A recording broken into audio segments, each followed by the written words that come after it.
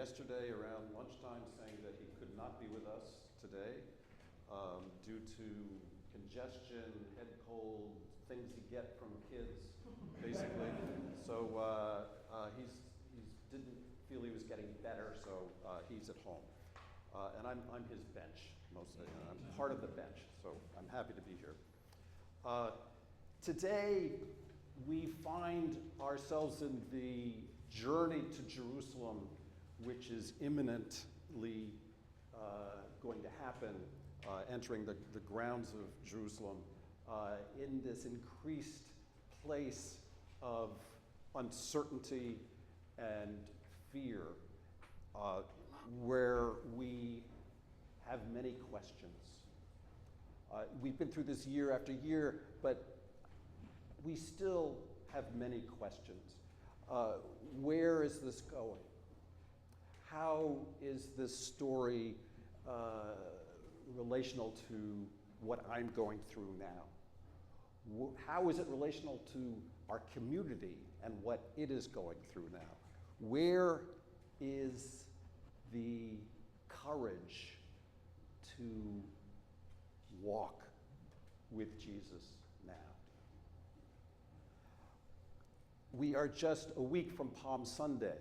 We're at this place at a table in a home where Jesus and Mary and Martha and Lazarus are gathered, and where in the story in John, we are just after the place where Jesus brings Lazarus to life. And between that and this passage, we have read that the authorities were plotting now to kill Jesus. And in fact, right after this passage, they do the same with Lazarus. So we are in the middle, we are bookended in this passage by hate and planning of murder, which is then followed by entering Jerusalem. It's right to ask lots of questions.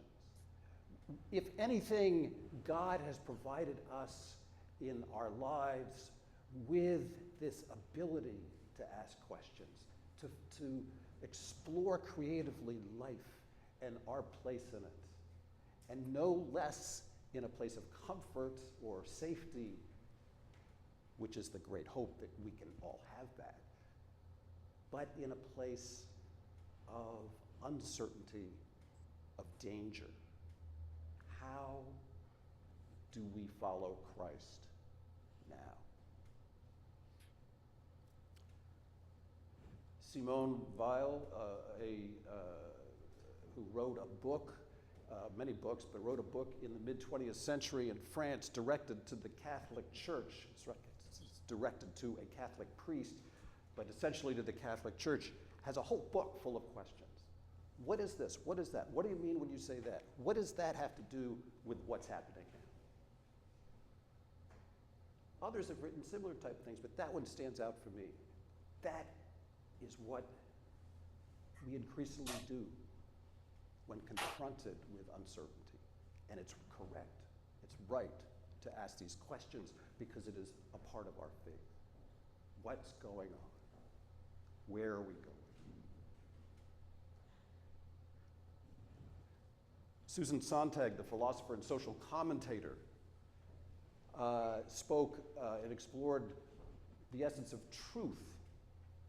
And she found that in her study of literature and the arts, she found more than one truth, sometimes competing truths. What is the truth, parentheses with an S at the end of that we discern in this place, in this journey where we are on the cusp of something truly unnerving? The reading today in John, in a way, brings us and illustrates that path, not just in the segments in the gospel story, but also in relation to the other gospels. I note that in the Gospel of Mark, chapter 14, A woman with an alabaster jar of very costly ointment of nard broke it open and poured it on Jesus' head. And in quotes, some of those present protested. Some. Mark is the oldest gospel. The next one in Matthew, a similar story, but this time the woman pours it on Jesus' head while he sits at the table. And the disciples who were there protest. In Luke, which comes next, in chapter 7, a sinful woman washes Jesus' feet with her tears, dries them with her hair, kisses them, and anoints them with ointment. And this time, the Pharisee host protests. And now here in John, Mary produces this nard, one of my favorite words in the whole New Testament, and a pleasant, sweet aroma fills the room. And Judas protests. This progression from son to disciples to Pharisee to Judas is fascinating. I love the Gospels for this. You can find stuff like this all over them. But it illustrates an increasingly close contact in our story with death. As the new presiding bishop, Sean Rowe, has said, I find too many times in his sermons and posts and messages since he became presiding bishop this year, well, here we are. Here we are. What next?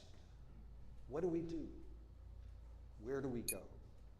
How do we see Christ? We are at this point where it's close to feeling really edgy. If you follow the story, if you keep going through this Lenten journey on the cusp of Holy Week, we are uncertain, fearful. I want to emphasize, doing a little pre-op here, that Palm Sunday is a visual image of speaking up.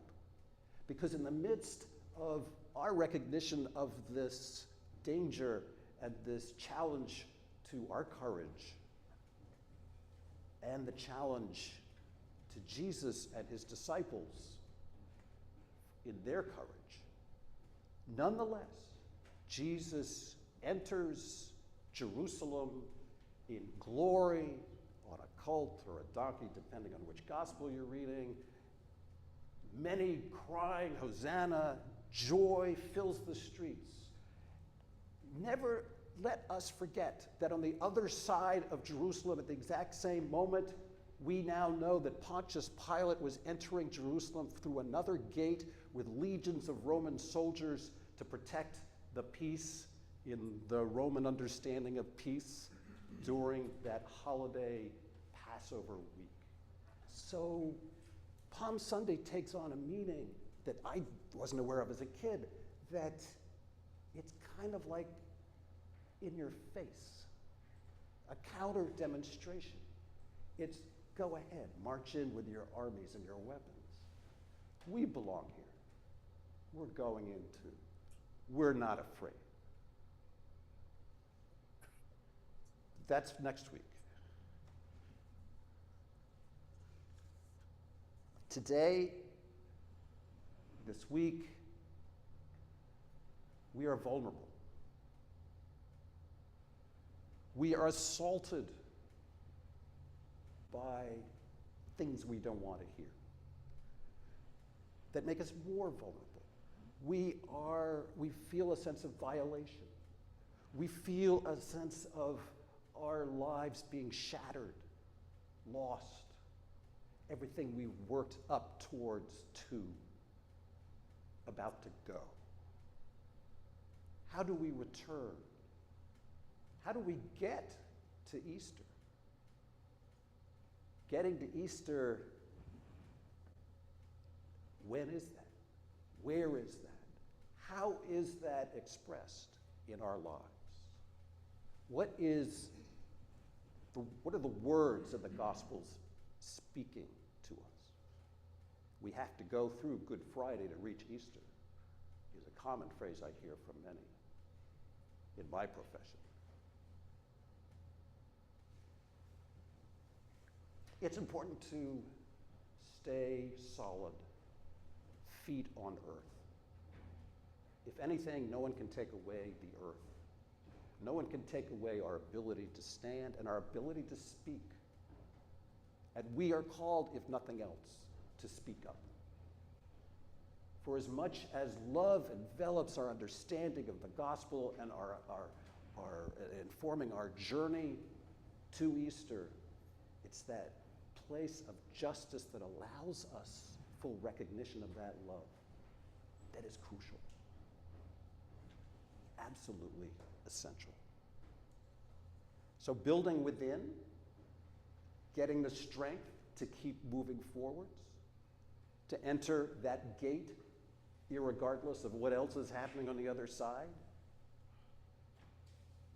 rebuilding that trust, answering the questions instinctively.